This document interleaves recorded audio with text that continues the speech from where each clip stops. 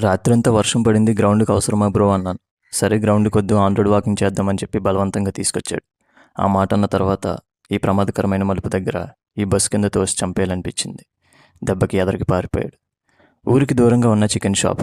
Chicken బాగానే ఉంటుంది. Road అంతా బాగానే ఉంది. క్లైమేట్ కూడా ప్లెజెంట్గానే ఉంది. బ్యాడ్ స్మెల్ ఎక్కడొస్తుంది అనుకున్నాం. దూరంగా చూసి అరటి తొక్కలేమో అనుకున్నాం. కానీ అది ఒక చచ్చిన కుక్క. వాసన భరించలేక స్పీడ్గా నడుచుకుంటూ ఎదరికొచ్చేసాం. అప్పుడే కొత్తగా కడుతున్న ఈఎంఆర్ఎస్ స్కూల్ని చూసాం. Eklavya model residential school. Government of India especially for tribal people కోసం బెటర్ స్టాండర్డ్ ఆఫ్ ఎడ్యుకేషన్ అందించడానికి స్టార్ట్ చేసిన స్కూల్స్. దీని బడ్జెట్ 2 కోట్లు 3 కోట్లు అని తెలిసింది.